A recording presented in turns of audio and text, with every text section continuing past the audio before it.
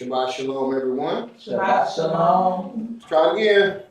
Shabbat shalom. Shabbat shalom. Here we go. The 12 tribes of Israel and the grafted ones in among us, our adopted brothers and sisters in Yehoshua HaMashiach. We can match this name of Yehoshua HaMashiach. The quick word of prayer and getting this word. Y'all ready? Yes.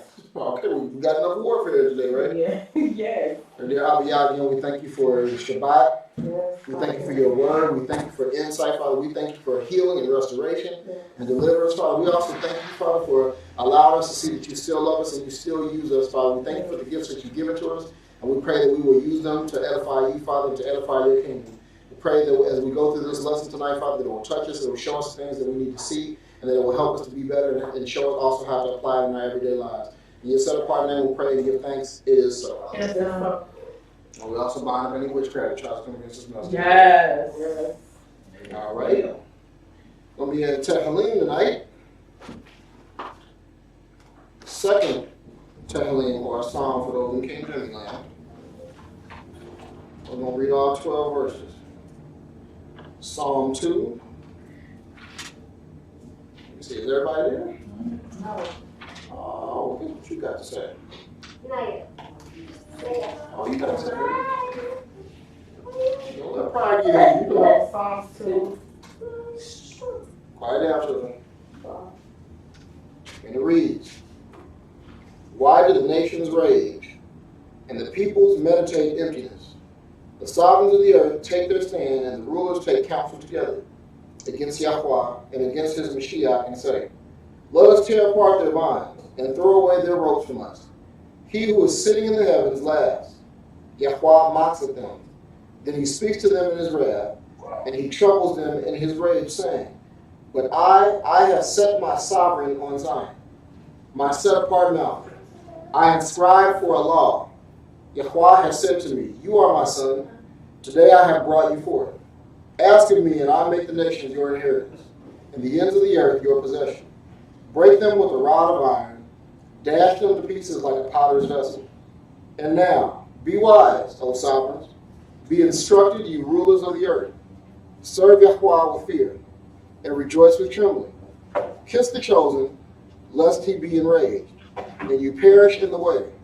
For soon his wrath is to be kindled. Blessed are all those taking refuge in him. You may be seated. Thank you for standing for Torah. All right, let's get into it. Hopefully you got something to write down, because you're going to need to write some stuff down. Title for this evening's sermon or message, whatever it is, Why They Rage. Why they rage. I like how King Jimmy said it, why did the heathens rage? It's like that word heathen. Makes me remember Esther used to say it all Sanford something. When looking at this, the first point that we are brought to is the fact that the nations are goyim, and for y'all the Hebrew number is 1471. And all goyim means is heathen. It means Gentiles. Every nation, herds, and it also means people. So basically, a goyim is anybody that ain't us, that ain't a Hebrew or Israelite. It's a heathen, a Gentile. Every nation, herds, and people. So they said, why do the goyim rage? Why are they enraged? Now, do you need me to spell goyim for you real quick? It's G-O-Y-I-M. Hebrew number 1471. And said, why are they in a rage? And the word for rage in Hebrew is ragash. It's R-A-G-A-S-H. Ragash. Hebrew number 7283. And that means uproar, tumult, commotion. Ragash in Hebrew means uproar, tumult, and commotion.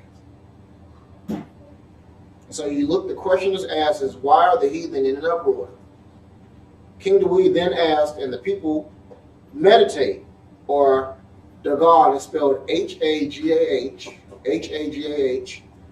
It's pronounced Dagon, and the Hebrew number is 1897. And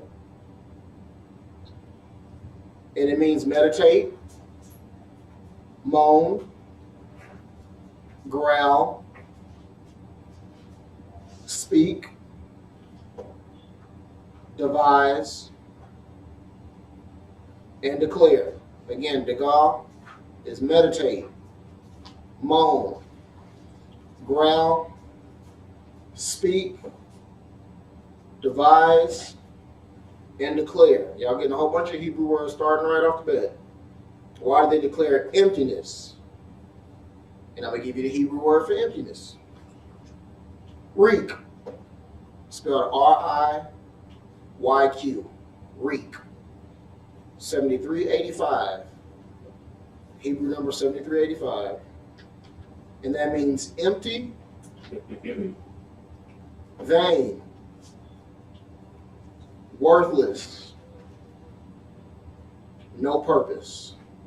Greek means empty, vain, worthless, and no purpose. Children, quiet down.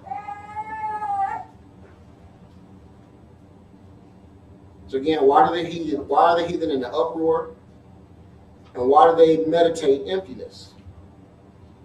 And write down Maaseh or Acts 4:25 through 26, because you see it said in there again. Look at that original covenant passage and renewed covenant side. Look at that something. Of course, that's when Keith and Yochanan had got released after they got beat for speaking the words of Yah. And that happened to us sometimes. People want to put hands on us. They don't have nothing, so they'll just beat us and say, shut up. Don't say it again. And also write down Tehillim 46:6. And that's talking about the nations raged and kingdoms were moved. Yah spoke and the earth melted. You see that? They raged, kingdoms moved, he spoke, and what happened? They melted. So you always see his response when they get to raging. Anytime the nations get to raging, his response is always to shut them down. When we look at what's going on today across the world, you see that this is even more evident in this time that we're all in now. Look, they keep on purging on us, right? They just shooting us left and right. You know, you're getting killed driving while black, buying stuff while black, not buying something, just sitting down while being black. You know, you don't have a weapon, but they still fear you and shoot you because of that. All these other different things that's happening, and everybody's just getting even more angry and upset. Was they upset because you kneel when they want you to stand for an anthem that was against you? Then they want to take the same flag out of our ancestors' hands, didn't want them to be a part of the country, but now they mad because we won't stand for a country they didn't want us to be a part of. Right. Then they got people that's talking about, you know, they want to bring the old Confederacy stuff back and saying you will not replace us and all these other different things. That's raging, right? Mm-hmm. They just mad, don't even know why they mad. They just mad because you got melanin. Mm-hmm. And they don't realize that it ain't even just that. They don't understand that it's a deep-seated hatred, an inherent hatred for us because they really know who we are. They see that the tide is turning. I don't know if y'all remember when we had that big old bad wind that one day. It was just a whole bunch of wind. Right? Mm-hmm.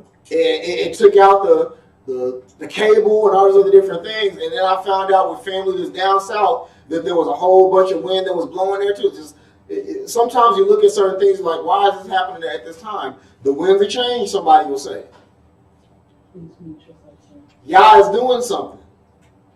And so what we need to do is we need to make sure that we're actually hearing and being mindful. Again, all the Gentiles in this country, as well as across the world, have lost their dog-picking minds. Have they not? You got people that supposedly hate you, but they're getting shots to get your skin color. You got people that's telling you certain attributes that you have about yourself is ugly. Why they trying to take it? You got people that's kidnapping your people just to steal their organs because our organs are the best organs out. You know, you look at quote-unquote black music, and they used to have people that look like us. Now today's quote-unquote black music is white folks that's doing our music. When you're trying to be somebody else, You're going to lose your mind, right? They want to fight us. They're in an uproar. They're causing problems. They're posturing for land. Look at the wars and rumors of wars that's happening right before our eyes. Didn't the Mashiach say that was going to happen? You know, we need to be mindful of what's happening with the king in the north, which is Russia, and all those other jokers that's coming together. China, Iran, all these other jokers that's coming together to basically be the judgment for this country and other different countries. I don't know if y'all know, but Euphrates is already basically dried up. Mm-hmm. It's getting set in motion for them 200 million soldiers. It's getting ready. Megiddo, as you know, in Greek Armageddon, the stuff is already getting laid. Mm-hmm. Waiting for these prophecies to happen. So that's why they're upset. You can't sit in a place of business where a whole bunch of people sit at and you ain't doing nothing, but they don't want you there. Isn't that idiotic? Mm-hmm. Uproar. We're in 2018 and they got to shut something down just so they can have some training on not being biased in 2018. Are they not in the uproar? Are they not losing their minds? Mm-hmm. Gentiles have literally taken the earth and desecrated it. They destroy everything. They try to keep the rightful owners from having it. They feel the winds blowing and they are aware of the times as their reign is coming to what? An end. They will not go quietly into the night like Winston Churchill said during World War II. They'd rather fight and destroy everything before they let us have it again. Why do you think they're doing all that destruction? Who's the one that does all the destruction? When we were in power, didn't have no problem about the quote-unquote ozone and all these other different things. But when we got out of line, somebody else was able to step in. And when you're not in a position that you're supposed to be in, you're going to mess it up. Mm-hmm. Because you know you're not supposed to be there. Mm-hmm. In the book of Daniel, let's go to there real quick. The book of Daniel, the 2nd chapter, verse 44.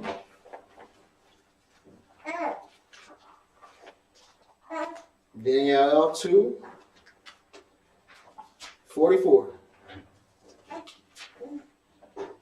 And in the days of these sovereigns, the Elah, or Elohim of the heavens, shall set up a rain which shall never be destroyed, nor the rain pass on to other people. It crushes and puts to an end all these rains, and they shall stand forever. Again, why are they in an uproar? We see that the prophet Daniel interpreted Nebuchadnezzar's dream. Now, I don't know if y'all remember, it was with that image that he had a dream about the image of the man with the head of gold, shoulders and silver, and the stomach and the thighs of bronze, the legs of iron, then the toes, the feet were iron and clay. Yep. Well, here he's interpreting the dream.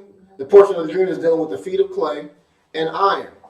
And those are the sovereigns or kingdoms that actually we see represented today. The new Rome. And they see that he said that Yah said, I'm setting up a reign that will never be destroyed or passed on to other people, which means it's coming back to his people. He's crushing and putting an end to the Gentile reign. Remember he said, Mashiach told his disciples, his Limudim, that Jerusalem will be trodden underfoot by who? The Gentiles.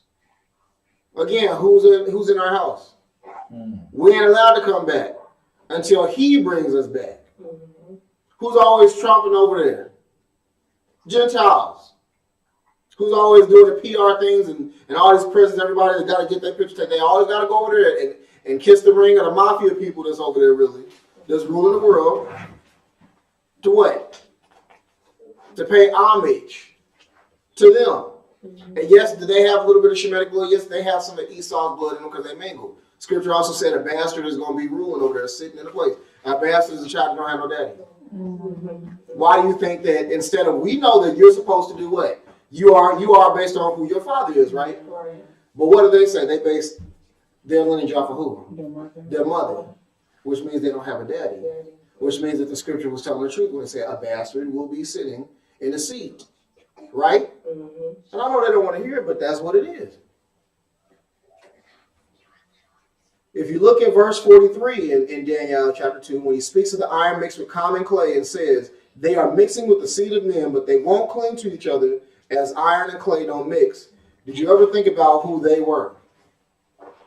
And I read that scripture many times, but I never sat to really look at where it said they.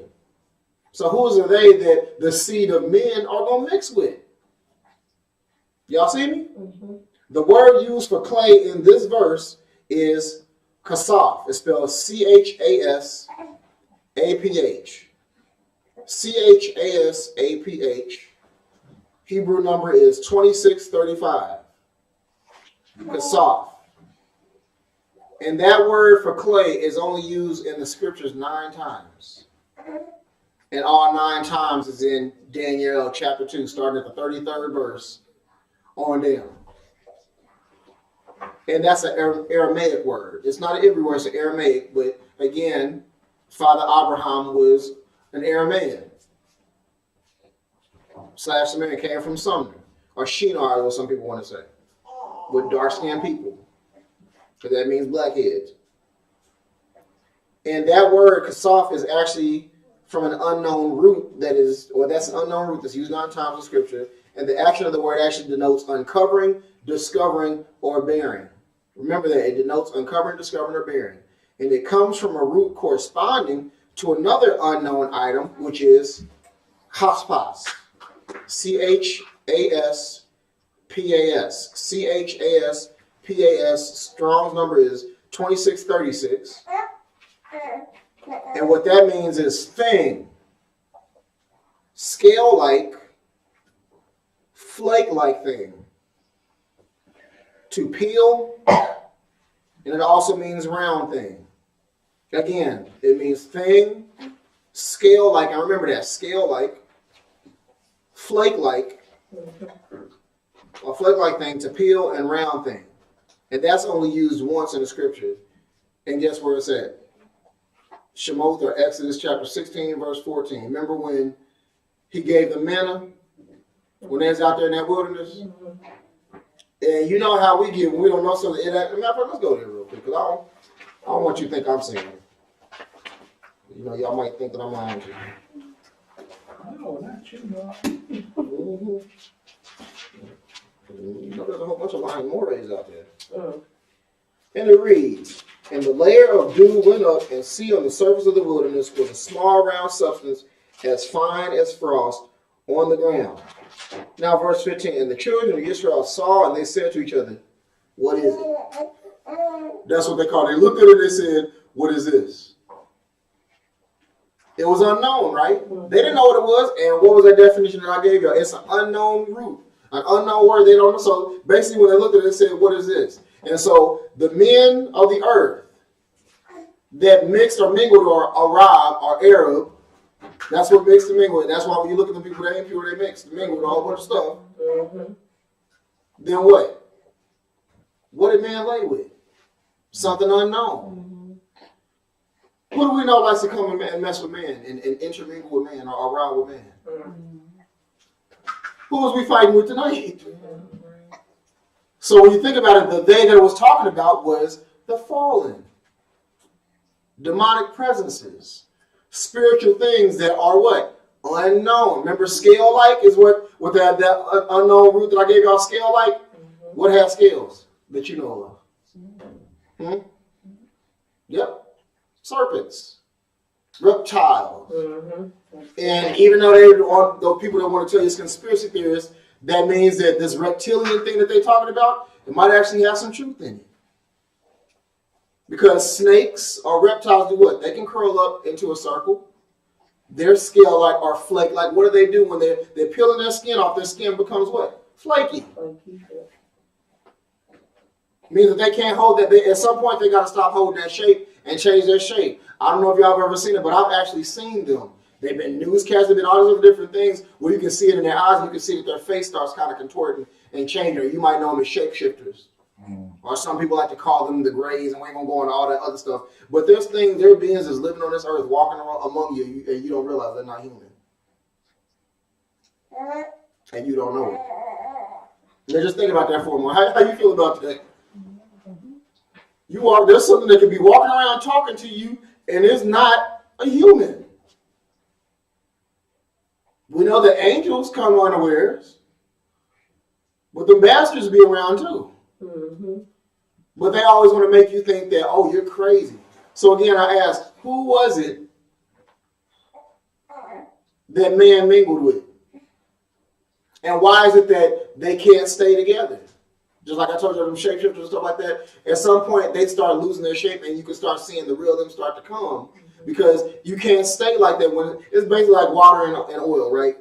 They can't mix. They're not going to stay together. They're going to what? Repel each other. So that's the same thing happening here. And then again, you look at every last one of those heathen nations, those Gentile nations, they had a deity that they worshiped. So the deity that you worship is the deity that you end up marrying. Hence, when we cast them out, what do we tell you to do to them? Divorce them. And abort what? Their seed. Are y'all getting anything out of this? Yes. So what Danielle was saying was that image was going to be broken. Even though it's trying to get a confederacy with mankind, is not going to have the strength that the iron had. Each one was the one before was stronger, right? Each kingdom was stronger. We're in the last kingdom. We're in the 10 toes kingdom now. And yes, they got some of the iron. They're fierce, but you see the weaknesses in these countries now, don't you? They don't have the same power and reach like the ones before them did. So again, make sure you watch who you laying down with spiritually. Make sure you know who you're quote unquote in covenant. We talked about that again, didn't we? You break a covenant with certain things. Again, I want y'all to remember. So don't say that Moray is cuckoo because you seen it in the script. If it's not of Yah, then what you supposed to say? What is it? And then also let you know that evidently the angels got some type of food because what? Manna was called angels' food. Write down Psalm or Tehillim 78, verse 25. I'm not going to read it. I have to do it, but it's saying that they ate angels' bread. They ate angels' food. Why would it be called angels' food? Unless angels. And the thing is, that's why it was unknown to them. That's why they said, what is it? What is this? And that stone, if you read later on in Daniel, that stone a stone that came out of a mountain, not made by man's hands, which is a representative of who? Hamashiach. What did it do? It fell down on it and broke it and pulverized it. I remember 2 Shabbats ago, that sermon I gave when he was talking about who and what.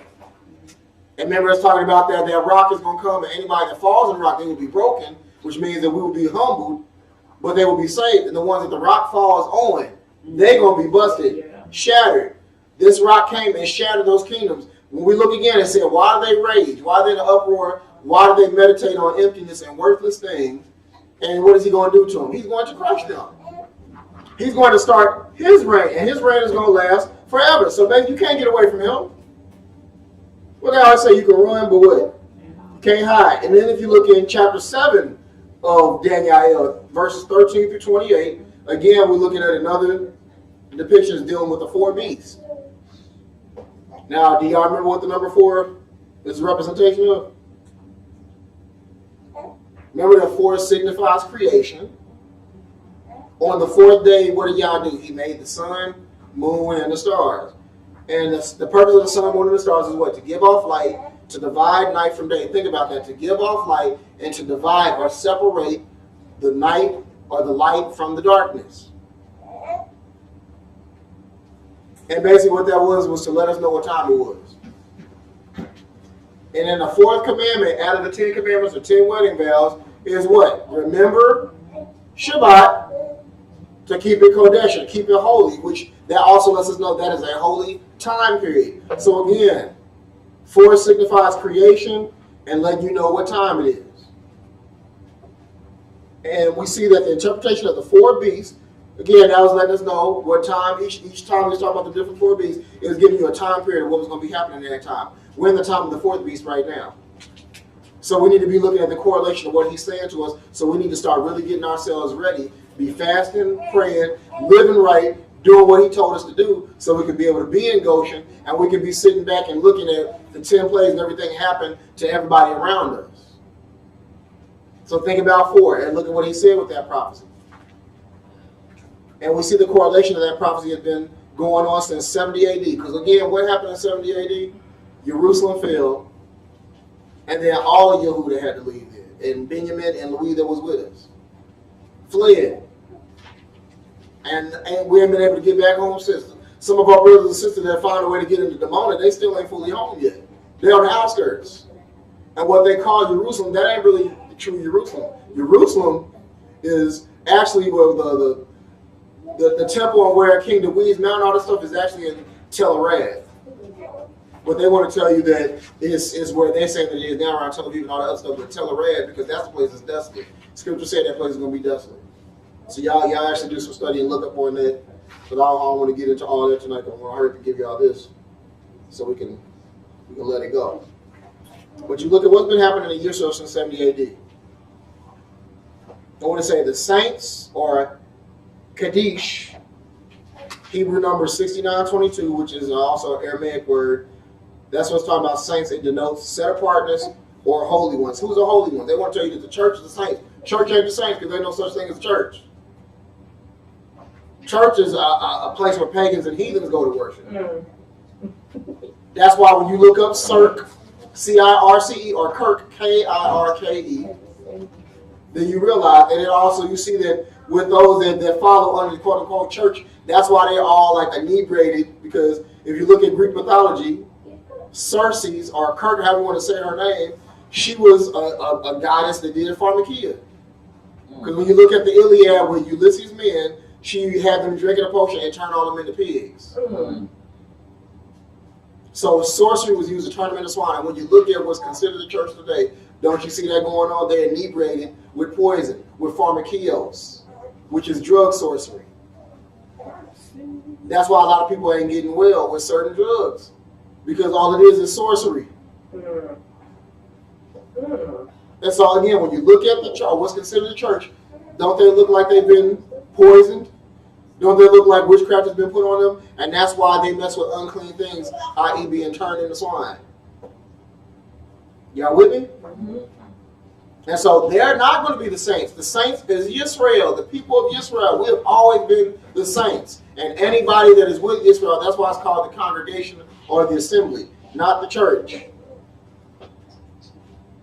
This word corresponds with the Hebrew word kadosh, Hebrews 69:18, which means holy, set apart saints. Remember, there is only one set apart people / nation, and only one people that Yah has known. When he said, only you have I known, who he's talking to? The people that are still in captivity and on punishment now.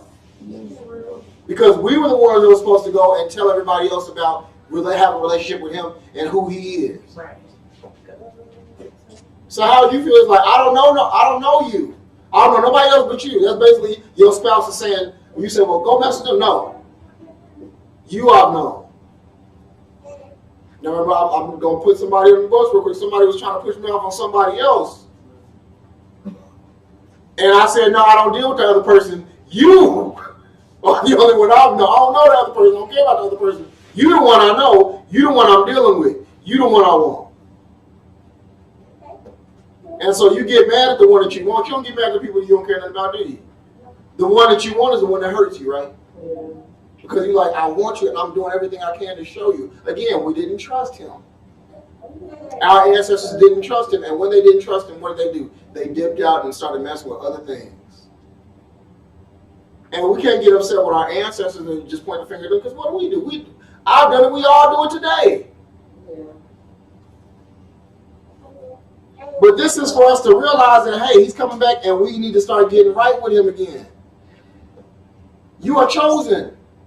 Not just to sit on your duff and wear zitzits and fringes and hold the Torah and say you know the Torah. No, you are chosen to do something. Right.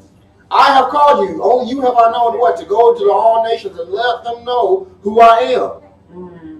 I'm not saying that the grafted people aren't a part of Israel. Once you get adopted, you become part of the family.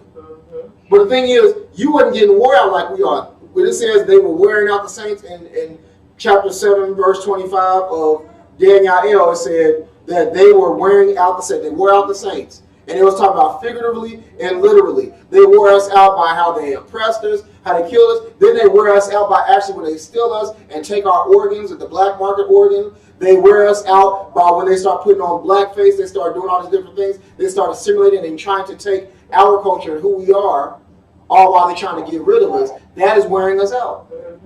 Think of the movie Get Out. That's what they literally are doing to us.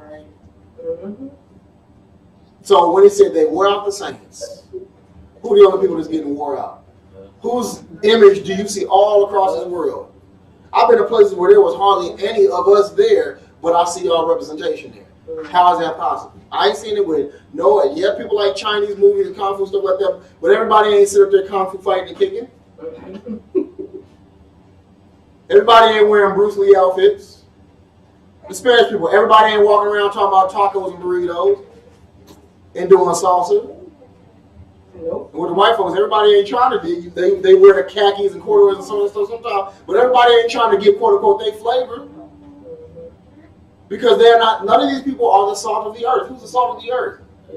That's why everybody takes that seasoning from the only one that's got it, and they utilize it. So when he's talking about the saints, again, I ain't speaking against the grafted in brothers and sisters, y'all part, but y'all ain't getting wore out. We are. That's why the evangelicals can basically act like what this current Pharaoh is doing, there's nothing wrong with it.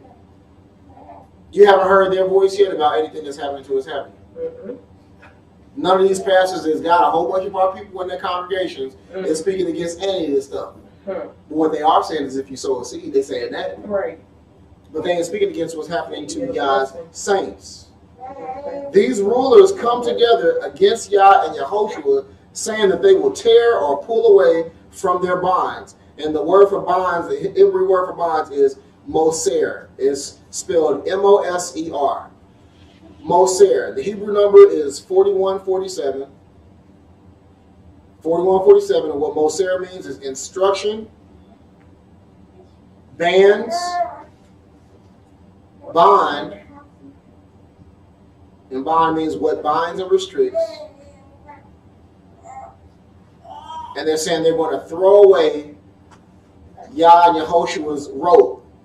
And the Hebrew word for rope is aboth, and it's spelled A-B-O-T-H. Aboth. Hebrew number is 5688.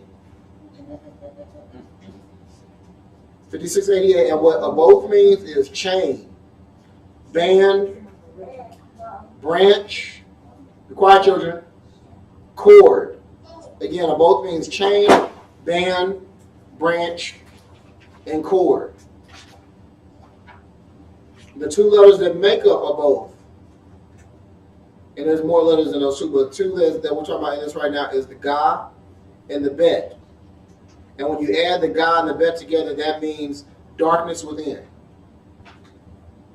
And when you add the other letters that make up aboth, which are Wa, which means add / secure, and Ta, which means mark or sign, what you get is you get darkness within, secured by a mark. Remember that, darkness within, secured by a mark. And what do you think the mark of the beast is? Darkness within. So what they were saying that we're going to take away, that we're going to tear apart the bonds or the instructions of Yah, and we're going to throw away their rope or their branch, their cord, their chain. Then what are they doing? They're saying that we're going to allow the darkness within us to be secured by a mark of the beast, by the mark of the enemy. Y'all with me? Y'all learning anything from it? I love how it says, he who sits in the heavens laughs. Yah mocks at them. And that's verse 5. Or no, verse 4, excuse me. In Tehillim 2. He who sits in the heavens laughs, Yah mocks at them. That shows power when you just laugh at somebody. They doing what they doing and you just laugh. Y'all ever fought somebody and you just laughing at them? So am I the only one? I just laugh because I was like, you ain't doing nothing. I sometimes back in the day, I'm telling myself, I would literally let somebody hit me. Because I want to see how much I can take, and then also to show them you ain't got it. And then I would get more enraged if they hit me and I didn't feel nothing. That would make me more upset. And then I would hurt them even worse. Because like, I'm giving you the option. Now, a lot of that was pride. And if y'all had allowed it, somebody could have cleaned my clock. Because I was working in what? My strength. And so just like I was laughing at somebody, y'all could have easily said, well, I'm going to laugh at you. I got humble because my dad laughed at me. I raised my fist to want to fight him. And in the end, I realized I had to stand down. And he laughed at me, and that hurt. Because he mocked me. Your parents ever laugh at you when they're about to whoop you? Would they ever laugh at you while they whooping you? Or am I the only one that has dealt with that? And the thing is, because I did something so bad that I thought I was going to get away with it. I did something so bad, I was going to show them that I'm just tough. I just got it, and they laughed. And the thing is, when my mom was when she laughed, I knew it ain't funny. When they laughed, I knew I was going down. So what was y'all showing us when he said he mocks him? He's laughing. Anytime y'all laugh at you, and you ain't doing nothing that's funny that deserves to be laughed at, you better be ready. Because it's coming. Judgment is coming, and you won't be laughing. So the thing is, you better be laughing. He's laughing at our enemies. Make sure that you're not an enemy of Yah. You end up being an enemy of Yah when you take on the mark of the beast. And we're just talking about the mark that's coming later on. You start taking the mark of the beast when you say, you know what? Forget your instructions. Forget your word. I'm going to habitually live in disobedience. That's when you're taking the mark, because you stop looking like him and start looking like them. And then you're going to end up being just like them other rulers. Remember, it said the rulers got together. They already mad because they see that time is winding up. They see that his hand working for his people, even in our captive state. And instead of saying, you know what, he got the juice, let's bow down and serve him. No, we're going to be even more ignorant, come together, and we're going to tear off his instructions from us. And what's the instructions? Torah. And we're going to unchain ourselves from him. And we're going to chain ourselves to what? The darkness. When you're living in sin, you're living in what? In darkness. And Yah don't have nothing to do with what? Darkness, because he is a person of light. He is a Yah of light, and he wants us to be what? Lights, menorahs. Let your what? Right. So what? Shine. Before who? Amen. So that they may see your good works and do what? Pray. Glorify or praise who? Your daddy. Is it good to everybody? It's good to me. I remember the times again, my parents laughed at me, I cried, because it wasn't funny. Then he speaks to them in his anger and troubles them with his fury or fierceness. They get troubled. You ever been in trouble when your parents said something to you? And they say, it's one thing when they, it's another thing when they say, you know what? I want you to go in that room and wait for me. I was more fearful because I knew that there was fury and fierceness. And when they were controlled, I know they was going to give me all the love they had to give. And so what it said is, he went from laughing, you see, he went from laughing at him and mocking him to now his anger. His anger is coming, and they're about to feel the fury and the fierceness, and they still don't understand. Then next it says, he has set up his sovereign, or king for us means Melech, on Zion. And that's verse 6. And Zion is the name of a mountain in Jerusalem. It also means sanctuary, place of worship, and that's also another name for Jerusalem, or us.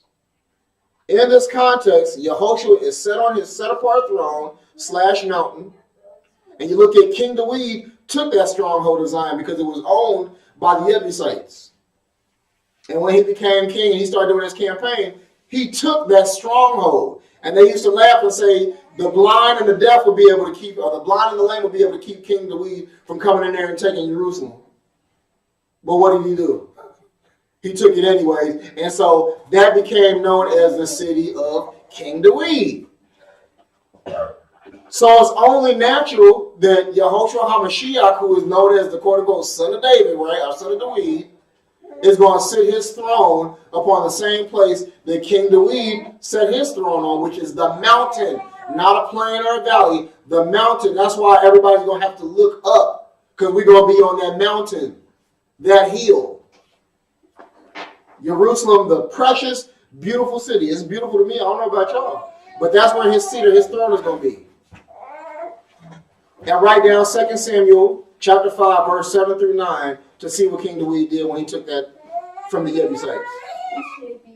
Yah has given Yehoshua his son authority and says in this Tehillim that all Yehoshua has to do is ask him, and he will make the nations / Gentiles his inheritance and make the ends of the earth his possession.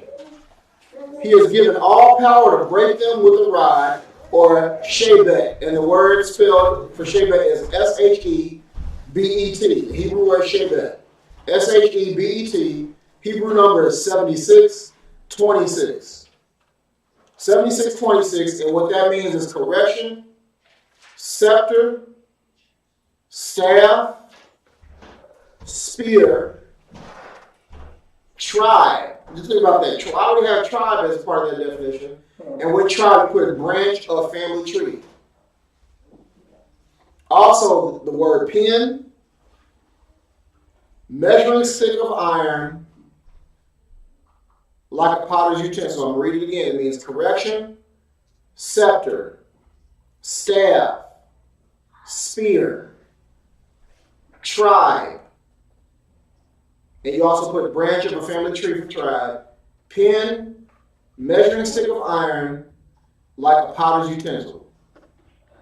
Now you need to understand, why do you think that they fight us Israelites so much? Because we are branches from his vine. Remember, he said, I'm the vine, you are the branches. How many tribes are there in Israel? 12.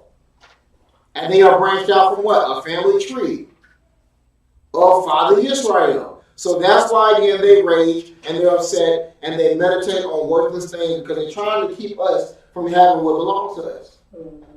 How you feel you know that somebody want to keep you, and you know it's your birthright, but somebody fighting you to keep you from getting what you know is yours.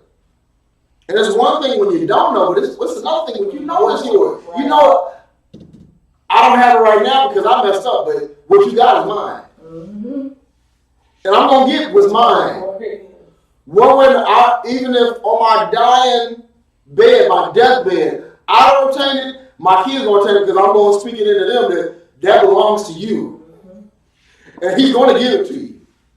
They're going to have to give it to you because what? You are a branch. You are the tribe, the family tree. You are the rod. And so that's why they are upset with us, because when we are actually living according to his purpose for us, we are a rod. We are correction. What do you think you're doing when you're telling people? You can't live like that. That ain't Torah. Why do you think they get upset? Because that's correction. It's a rod. We are a weapon in the right hands. We change things. In the wrong hands, look at what we've done. We've allowed ourselves to be weapons for Satan. Then he ends it by telling the rulers of the earth to be wise and to serve Yah. And he tells them also how to respond. They are instructed to kiss the chosen. Now that ain't what I said, that's verse 12. Kiss the chosen, lest he be enraged and you perish in the way. And then after that he said that he's also going to be angry. His anger or his wrath is going to be kindled, which means that he's going to put some wood on it. Going to let it start to burn. Let it build up. So he's telling the rulers, you better kiss him. Means you better love him. Because if not, you're going to anger him and you will perish in the way / practice. Soon his wrath is kindled and heated. The word used for kiss is nashak, spelled Nashaq. Nashak. Hebrew number 5401. 5401. What that means is kiss, touch with the lips, or weapons. Think about that. Kiss, touch with the lips, or weapons also means rule and arm. So like either you're going to kiss or touch and love, or you're going to arm yourself up with weapons so we can fight. So either we're going to come to Yah, or those rulers, they're going to either come to Yah in love, with love in their heart, you know, like I like to say heart, or they're going to come with war. And I've always told y'all the way that we come to him is how he's going to respond to us. If you come to him in love, he will receive you. Judas or Yehuda, what? He had enough sense to come to him in love. You know, he betrayed him. What did he do? He betrayed him with a what? A nashak, with a kiss. Now, the people that he brought with him, they had some weapons. They armed up, but he didn't arm up. And what did he do? And so how did the Mashiach receive him? He received him in love, and he said, well, I already knew you was betraying me. He's like, even you did this to me? But what, he didn't fight him? And then when Kepha cut off the dude's ear, what did he do? He healed the man that was armed up to come and take him and do something to him, right? Again, how you come to him is how he will receive you. Write down Haggai, chapter 2, verse 22. And also write down Zechariah, chapter 14, verse 9. And then write down Hazon, or Revelation as we know it, chapter 11, verse 15. Like I always tell y'all, read the whole chapter. Read a couple chapters before and after to get a better understanding of it. But with those 3 verses that I gave you just there, all those speak again of Yah, or Yehoshua, his son, destroying those nations and establishing his rule forever, just like he said he was going to do in this text that we've been reading. He's going to establish his rule and reign forever, which means that we got next. Yah again knows what he has been going on. He knows what's been going on with us, with his people. And when the Hamashiach comes back, he will deal with all those involved. And the thing is, if we involved by doing dirty dealings and not being obedient, what do you think, who do you think he's going to get to? So when you know that somebody's about to get it, what do we usually say? I wasn't involved. I didn't do it. I didn't do nothing. The kids sometimes wouldn't be, no, I didn't do it. It was somebody else because what? You know that you don't want to be involved in it because anybody that's involved in it is what's going to happen. They're going to be judged. Right. They're going to be punished. And I don't know about y'all, but I ain't a masochist or a sadist. I don't want to get a whooping by y'all. He will deal with those that are involved. They are setting up and getting ready to fight a losing battle as we speak. I'll share this with y'all. Look at Revelation. Write it down. Revelation chapter 9, I believe, verse 17. Or is it verse 21? We got a little bit of time. Let's go there real quick. I want to make sure that I'm giving you the right one. And it actually gives you the color scheme of what the army of the 200 million is going to be wearing when they come to fight against him. Revelations or Hazon chapter 9. Yep, verse 17. And it says, and this is how I saw the horses in the vision. And this is after the 6th seal had been broken. And those who sat on them having breastplates of fiery red and hyacinth blue and sulfur yellow, and the heads of the horses were like the heads of lions, and out of their mouths came fire and smoke and sulfur. China has those colors. China's not the only one that has those colors. Turkey has those colors. Some of the Arab or Muslim nations have those colors. Russia has some of those colors. It's in their flags. There's a reason why he gives us that color scheme. We know who's going to be fighting him in the Valley of Megiddo when you actually do some study of the scripture, which also lets us know again that this is real. And if that's real, then us getting next is real. If that's real, then us being able to be freed from this oppression, like he told us, is real as well. Because what did he say? I'm going to set up my kingdom. My son is going to sit upon the throne on my mountain, my holy mountain. And he's going to judge all those rulers, all those kingdoms, just them 10 toes of clay mingled with iron, those fallen deities, those false deities that those kingdoms worship, they mixed together, but they couldn't stay mingled together. I'm getting all of them. That little horn that had ears and a mouth like a man and was saying all them blasphemous words, him, I'm getting him. And everybody that follow him. The anti-Mashiach, I'm getting him and everybody that follow him. Those that's dealing with Christianity, i.e. the Roman Catholicism, Protestants who just protest the Catholics, I'm getting you, is what he's saying. We need to get back to his word. We need to love him with all our heart, all our mind, all our soul, and all our spirit. I've given y'all some stuff to be able to look it up and see. It should be ministering to you. I know it ministered to me. He sees what they're doing. He sees the continued oppression that we've been in. And that they look to destroy us. That's why they're going to fight, because again, what did Pharaoh say? Every time Moshe went to him and said, Yah said, let him go. What did he say? I will not. Because they knew that when they let us go, everything crumbles for them. They lose everything. When they did let us go, what happened to them? This country that we're in, the other one, especially this one, they ain't gonna let you go, not without a fight. They would rather kill you. That's why they fought that. Two brothers was fighting over us in the First World War. I mean, not First World War, in the Civil War. Two brothers was fighting over you. Yah has always made them fight against each other. And all we had to do was sit and watch. Because what? We were chosen to do his word, to follow him, love him, show other people how to love him. Those that want to learn to love him, you can come and be part of the family. Everybody else, we just going to watch you get God. And yes, I said get God. Again, he showed us we must be patient. If you open your eyes, you can see the wheels are in motion, and the Gentiles are already starting to feel it. They are starting to wake up. You can look on YouTube and see a whole bunch of these Gentiles talking about some, y'all really are the people. And they also say that we know we're going to be judged. We know that for what we've done to y'all, we're going to get it.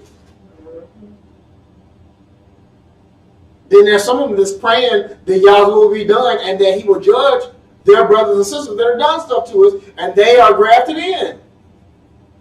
They're not trying to take our place. They're going out and trying to help to wake our people up too.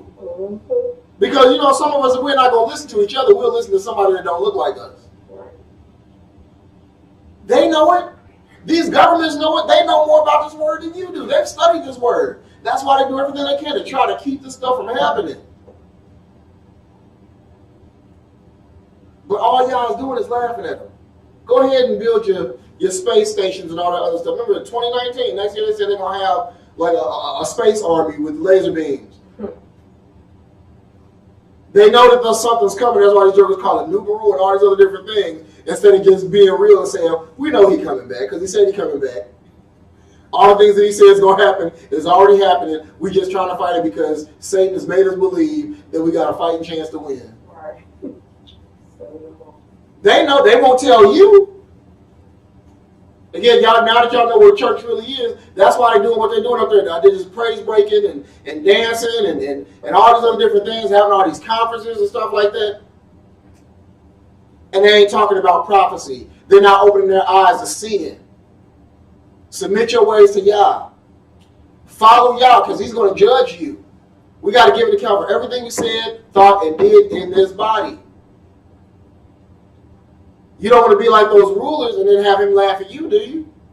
Because again, what do they say? We are going to throw away his instruction, his Torah. And we're going to take off his bands from us. We're not going to be a part of him. We're going to take the mark of what? The beast.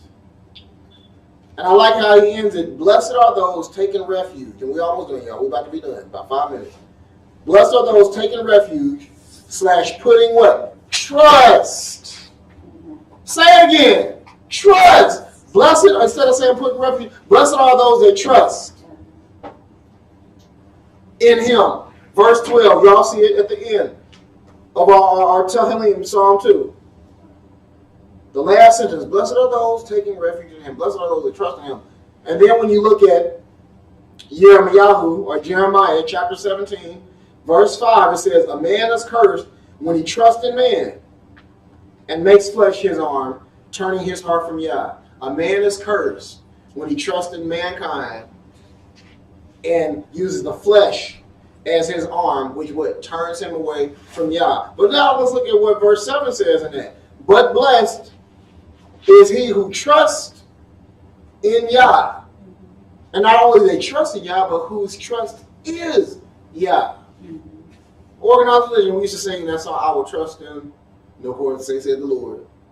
And they say, until I die. I used to think, well, so you say you was going to trust him until you die, and after you did? And if you get to go to Shabbat and stuff like that, you ain't going to trust him no more? Like, why are you just going to trust him until I die? I'm like, no. Why can't you just say, I'm going to trust him? Just trust him, period. How about we do that? Trust him, period. Because when you don't trust him, you do die. Blessed is the man that trusts. When I trust in him, then I can take refuge in him. One thing when I was in the military, we had to learn to trust our equipment, which means we had to use it. If they gave me a weapon, I had to learn how to use that weapon. I had to learn what its capabilities were. I had to learn how far it could go, what it could do, how I had to treat it in order for it to do what it needed to do for me. I had to take care of it. Right. In order for it to take care of me, I had to take care of it. In order for Torah to take care of me, I had to take care of Torah by meditating on it, by following it, by nurturing it in my life. That's how I learned to trust my M60. That's how I learned to trust my M16. That's how I learned to trust my M4, my grenades, my sidearm, my gear. Right. Because I used it. I utilized it. So I'm saying, blessed is the man that utilizes or quote unquote applies. Like I tell y'all, blessed is the man that applies Torah. Right. That's what shows how you trust me. You actually applying my word to your life. Right. Because anybody can quote it.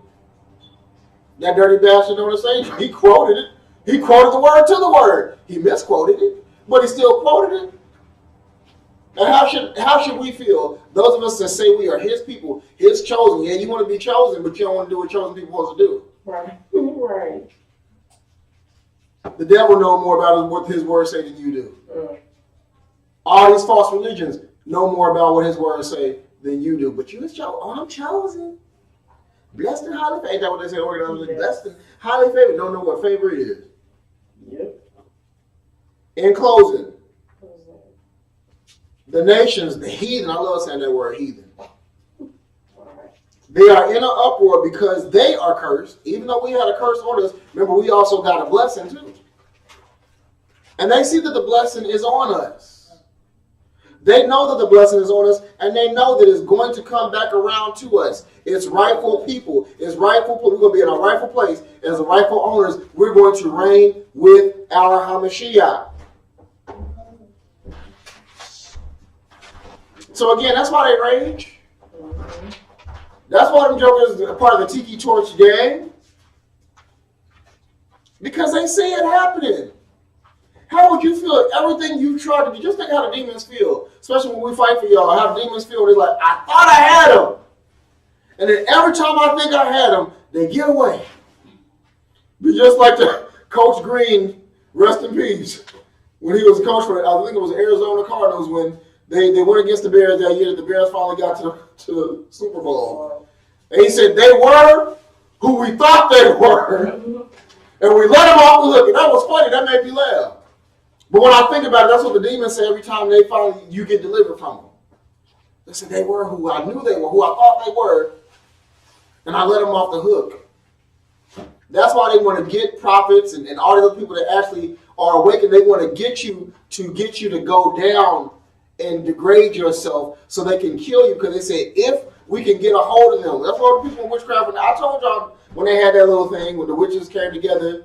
The heads with the head demons came and talked to the ones that rule the world. And they said the ones that's in white, they're talking about the people that's dressed certain ways, like the ones in white, those are the ones that's actually really on fire for Yah, and they got caught up, they got caught slipping. It's like whenever you can get one of them jokers, kill them. Because if you don't kill them, they're going to come to themselves. And who you think they're going to come for? Now the other ones, they already did. You can play around and do these different things. But when you get one of the chosen ones, when you actually get one of the righteous ones, so that goes to show you that a righteous person still sins. Remember, like I said, the righteous man fell 7 times, got back up. Now, we ain't supposed to be living in sin. Right. But anytime you disobey Yah, you're sinning. Absolutely. Yeah. That just means that you don't want to be righteous at that moment. So they say, when we catch him in one of the moments, if you catch that joker slipping, because I know they're chosen, and if I can get them, I must kill them, or else I let them slip out of my hands. Yeah, they're going to be upset. Your enemies, every time they devise evil against you and it blows up in their face, they're going to get angry. They're going to be in an uproar, and they're going to try even harder. Our enemies now, they see it. We're starting to wake up. The more we're waking up, notice that us waking up is when this purging really started going full-fledged, because they never stopped killing us. Right. They never stopped jailing us and doing all these other different things they've done to us, but notice that it's more heightened now. Why is that? Because you're waking up. And the thing is, like, if enough of them wake up and start actually turning back to this, then they're going to do what 2 Chronicles 7:14 said, if my people who are called by my name will humble themselves, pray, seek my face, turn from their wicked ways, then will I hear from heaven, will forgive their sins and heal their land. I told you before, Yah hears the cries of his children. He hears the cries of his people. So when we start crying, they start dying. Their rage is their destruction. Like I said from the beginning, when they start to rage, what did Yah always do? He always destroyed them. Their rage is their destruction. Their rage is our salvation. This is why they rage. Shalom.